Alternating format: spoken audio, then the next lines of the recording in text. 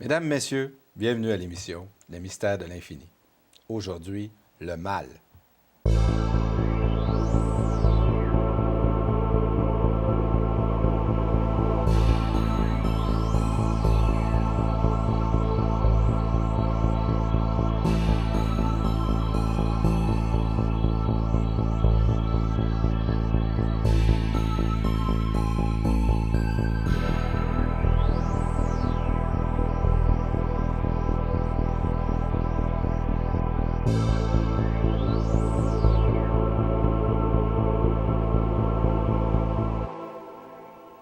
Mesdames, Messieurs, aujourd'hui, avec M. Normand Pinard, voyant et métaphysicien, nous allons tenter de comprendre le mal en tant que tel.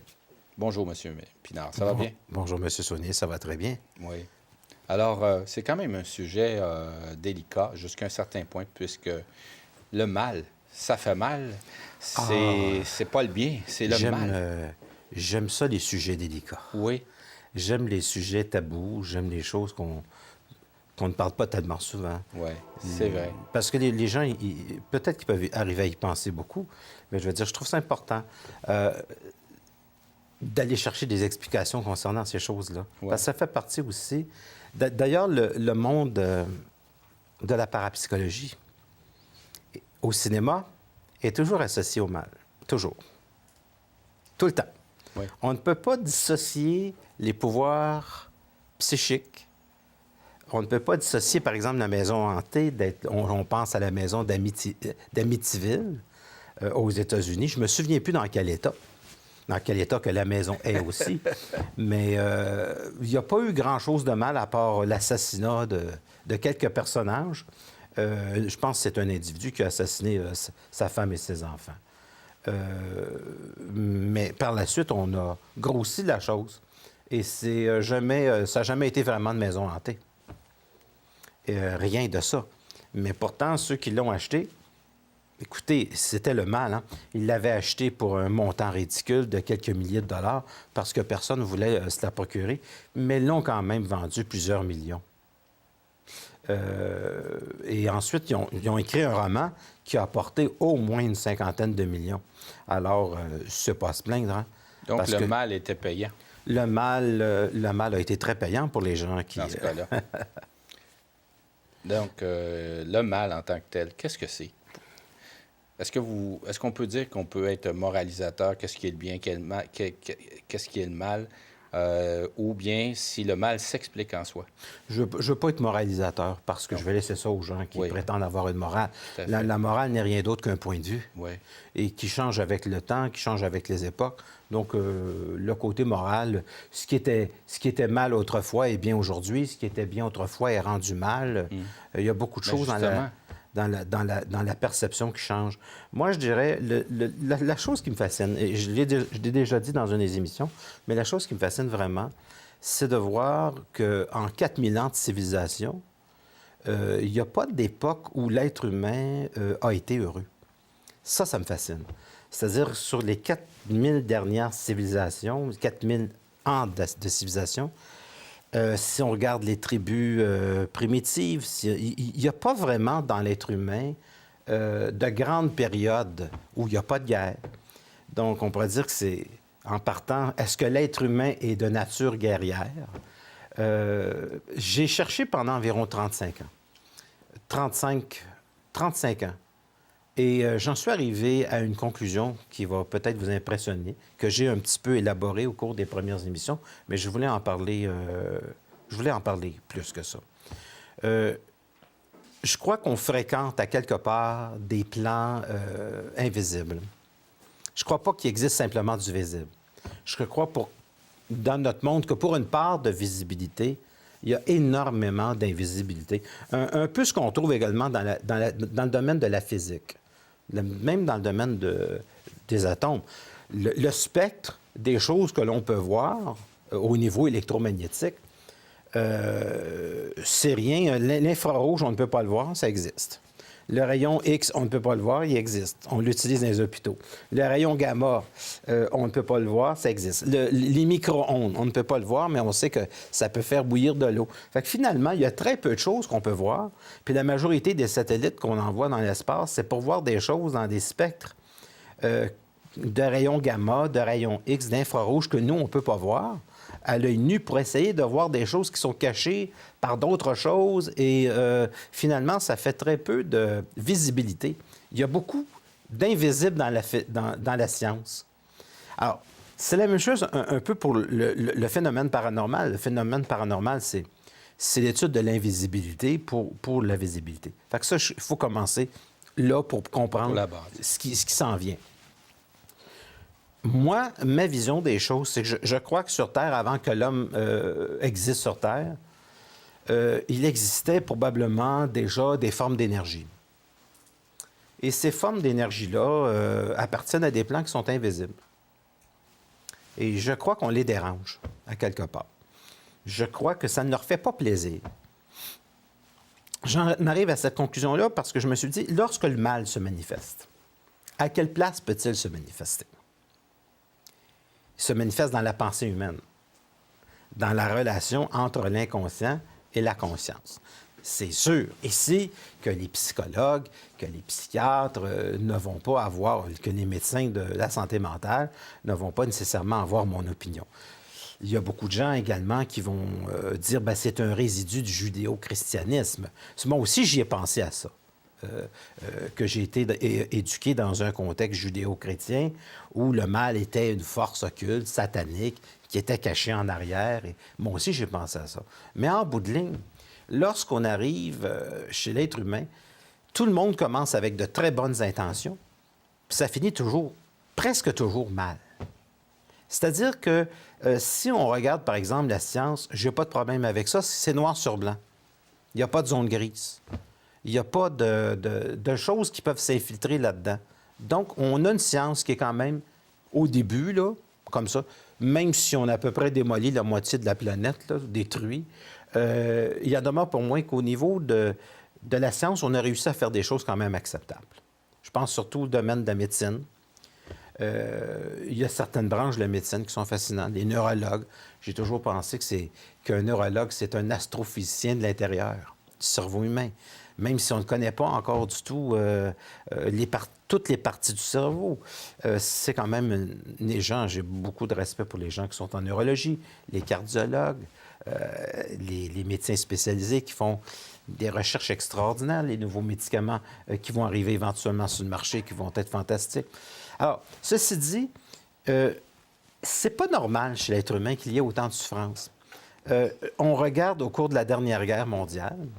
Pourquoi? Parce que ça va être facile pour vous tous de voir des films sur la dernière guerre mondiale.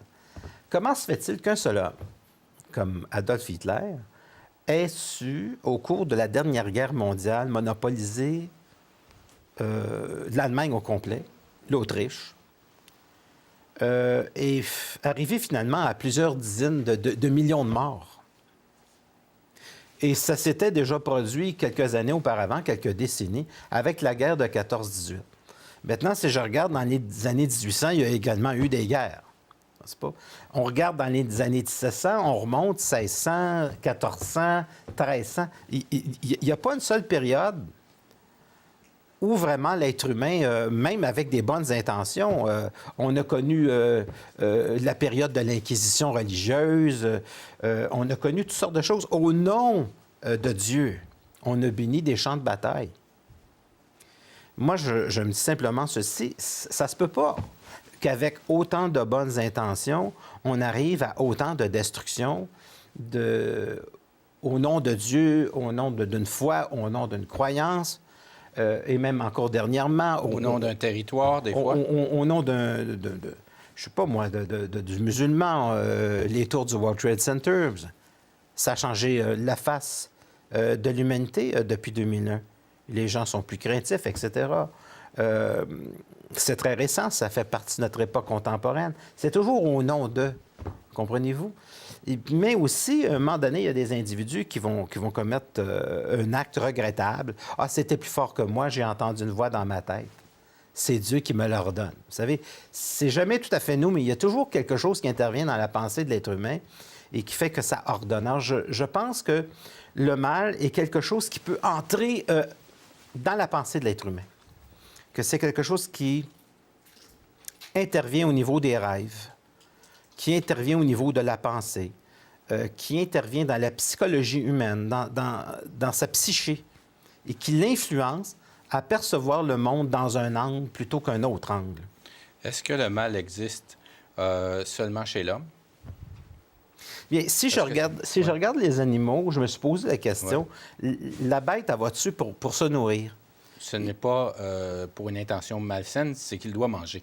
Il doit manger. Maintenant, vous allez me dire, l'être humain, ça serait pas un peu la même chose? Mais il n'existe pas de sadisme chez l'animal. L'être humain a la faculté, j'allais dire cet animal étrange, l'être humain, a la faculté de prendre plaisir à faire souffrir. Mais nous avons vu des tribus d'animaux où il y avait le mâle alpha et la femelle alpha aussi. Et il y avait une défense absolue. Il y avait des chicanes entre ces animaux-là. Oui, mais ça, c'est pour défendre un territoire, M. Saunier, c'est pour défendre la nourriture. L'être humain peut prendre plaisir à voir souffrir. Et ça, bien, vous allez me dire, on a juste à regarder, par exemple, le monde du travail, où finalement, il peut avoir une chicane dans un département où quelqu'un décide d'une manière sadique, de dire il faut que cette personne-là parte ou quitte. Est-ce que c'est toujours encore du territoire? C'est la question que je peux me poser. Mais pourquoi ça se produit partout? C'est là que, moi, je me dis, pourquoi, aussitôt qu'il y a des êtres humains, deux personnes, et tous ces gens, je vais finir ça. Aussitôt qu'il y a deux personnes, on dirait que s'il y a des zones grises, si les gens ne sont pas capables d'arriver à établir une bonne communication, on dirait que ça détruit. Ça passe. Alors, je considère comme le mal comme étant une force qui vampirise l'homme. Et si l'homme peut arriver à en prendre conscience, et ça va être, je pense, une grande découverte, pour la psychologie, pour la psychiatrie, de se pencher. Oui, mais quelle force? Je ne demande pas de croire à ce que je dis, je demande simplement de rester ouvert, d'envisager la possibilité qu'il existe des forces invisibles qui peuvent détruire l'homme. Oui, mais quelle force va contrer le mal? Quelle force va annuler le mal? La communication. La communication claire avec soi-même. Parce que j'ai remarqué que la majorité des gens, depuis toujours, là, pas juste en consultation, là, la majorité des gens ont beaucoup de difficultés à s'aimer. Ça, c'est la première chose qui m'a impressionné. À s'aimer soi-même, oui, vous voulez dire? Oui. Puis quand on rencontre des gens qui ont l'impression de s'aimer, souvent, ce sont des boursouflures de l'ego à un point tel que ce qu'on voit, c'est pas regardable, là. C'est des gens qui sont tellement, qui ont tellement une estime d'eux tellement névrosée, tellement déphasée, que lorsqu'ils arrivent dans un endroit, il faut que tout le monde se taise, les admire. C'est des papes partout. C'est malade. On s'entend pour dire que c'est des grands malades, mais ils sont les derniers à le savoir. Ce qui m'impressionne, c'est pourquoi sont-ils les derniers à le savoir? Un fou est celui qui a tout perdu sauf la raison. Mais on dirait qu'il résonne dans une dimension qui n'est pas le réel. Il ne résonne pas clairement. Sa psyché n'est pas claire. Il n'est pas capable d'arriver à se percevoir. Il n'est pas capable d'arriver à se comprendre. Il n'est pas capable d'arriver à comprendre son prochain. Et la vision qu'il a du monde est totalement distorsionnée. Mais le but, c'est qu'en bout de ligne, ça va le détruire.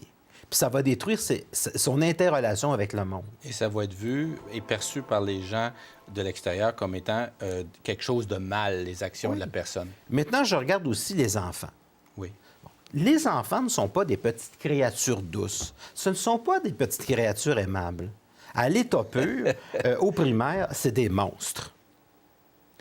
Et les enfants ne sont pas des êtres doux, ce ne sont pas des êtres gentils. C'est pas vrai, ça, c'est un mythe. Ils peuvent l'être aussi. Oui, quand on leur donne des cadeaux à Noël, oui. Mais les enfants, oui. Les enfants, lorsqu'ils sont très, très jeunes, à la maternelle, bien sûr, c'est très gentil, là. Lorsqu'ils commencent à prendre une identité pas encore une identité, mais un peu de territoire. Ouais. Je vous garantis que les enfants, on change de perspective. On change de perspective. Ça commence très jeune. Donc, il y a déjà dans l'enfant énormément de méchanceté, et énormément de monstruosité, énormément même de sadisme, énormément de... Donc, moi, je regarde surtout les époques. C'est les époques que j'étudie. Je me dis, qu'est-ce que ça veut dire depuis 4000 ans? Tous les peuples de la Terre souffrent. Qu'est-ce que ça veut dire que présentement, à une ville comme Montréal, ou qui est très évoluée, il n'y a pratiquement pas personne de bien dans sa peau. Il n'y en a pas une tonne. C'est pas la majorité. Et apparemment, sans connaître les statistiques, il y a beaucoup de gens sur les antidépresseurs ou qui prennent des médicaments très forts, là. D'accord? Puis il y en a qui sont mieux placés que moi pour savoir quel genre de médicaments, c'est les psychiatres. Il y a beaucoup de gens qui arrivent à la dépression, beaucoup de gens qui arrivent à maniaco-dépressifs, qui étaient des maladies qu'on ne connaissait pas autrefois. Est-ce que c'est parce que la science s'est développée? Je ne sais pas. Mais une chose est sûre, ça veut dire ceci, c'est à quelque part, beaucoup de gens sont mal dans leur peau. Et je ne sais pas, mais vous avez juste à conduire une voiture pour vous apercevoir que des gens, là, il y a un petit espace, là, puis ils le veulent, là, puis ils sont prêts à tenter un accident là, pour prendre ce petit espace-là. Et ça, c'est à tous les jours. Moi, je ne crois pas que c'est strictement animal. Je crois qu'il y a des forces dans l'invisible qui empêchent l'homme d'accéder à son intelligence, qui empêchent l'homme d'accéder à lui-même. Et ça commence par une sorte de haine de soi qui est très subtile et une perception du monde qui est erronée. Et il y a une dame qui habite pas tellement loin de chez moi, elle ne va pas se reconnaître, elle n'écoute pas l'émission. Elle part toute seule et elle engueule l'invisible. Peut-être que c'est une bonne chose, mais elle part toute seule. Et on rencontre souvent des gens comme ça, qui sont des locs. Ils parlent tout seuls. Mais ils parlent avec qui? Avec quoi? Alors, c'est juste que je m'interroge sur plusieurs religions qui ont déjà mentionné le mal, qui en ont déjà parlé comme étant des choses qui existent réellement. Est-ce qu'on n'est pas un peu orgueilleux avec notre civilisation, avec de la haute technologie, en se disant, bon, maintenant, on va balayer la religion, on va enlever tout ça, ça n'existe plus, ça n'a plus aucune valeur. Et puis finalement, ces choses-là, c'est juste des conneries, on n'en parle plus. Je pense que les choses ne sont pas si simples que ça. Mais si vous enlevez l'homme de la Terre, est-ce que vous enlevez le mal en même temps? On n'enlèvera pas l'homme de la Terre. Fait que la question, Est-ce que c'est parce qu'il y a de l'homme qui a du mal? Arthur Schopenhauer s'était posé cette question-là. C'est un philosophe allemand. Et il s'interrogeait à savoir pourquoi, par exemple, les animaux avaient besoin d'ôter la vie pour survivre. Donc, il dit les choses sont étrangement faites. Ça ne devrait pas être comme ça. Mais évidemment, Darwin a mis les choses au point. L'animal a besoin de survivre, a bouffer. On a beau être en campagne, étendu sur le gazon, il y a un paquet d'insectes en train de se bouffer. Mais ce que je veux dire, je parle dans un angle différent, c'est que je pars à partir de l'idée que dans les 4000 dernières années, il n'y a pas de civilisation sans guerre. Et même si on vit présentement dans une ère qui est absolument extraordinaire, qui est moderne, qui est fantastique, qui est majestueuse, il n'y a pratiquement pas personne d'heureux. Et la question que je vois souvent, c'est que les gens ont beaucoup de difficultés à être bien, tout simplement. Ils ont beaucoup de difficultés à être dans le moment présent. Et lorsqu'ils commencent à penser, lorsqu'ils commencent à réfléchir, ils ne sont pas bien. Ils sentent un vide, ils sentent une peur, ils sentent une angoisse. C'est ça qui m'intéresse. Pourquoi pas se sentir bien? Qu'est-ce qui nous empêche, nous, les êtres humains, de se sentir bien? Pourquoi allons-nous voir des films catastrophes? Pourquoi sommes-nous des consommateurs d'horreur?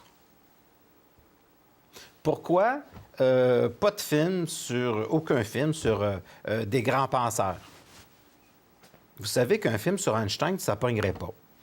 Arthur Schopenhauer, on se comprend, il n'y a personne qui sait ce que c'est à part les philosophes. Il n'y a pas de film. Nicolas Tesla, on a à peine effleuré un petit peu au cinéma avec David Bowie qui a fait le rôle. Mais alors, on ne l'aborde pas.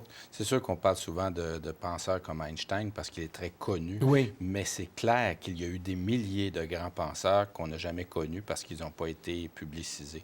Parce que dans le monde, il y a des grands penseurs qui sont passés. Il y a de très grands penseurs, mais pourquoi on n'amène pas ces sujets-là au cinéma? Oui. On n'amène pas ces sujets-là au cinéma parce que c'est pas vendeur. La réponse est simple. Ce qui est vendeur, c'est de l'horreur. Ce qui est vendeur, ça va donner ce qu'on appelle en anglais un thrill. Donc, on fait du cinéma en fonction d'un thrill. On fait un cinéma en fonction... Vous savez, c'est un très grand vendeur. C'est des gens qu'on tue, c'est un très grand vendeur. On a 400 postes de télévision. Alors, quand on fait du zap, en 2 annonces, c'est toujours...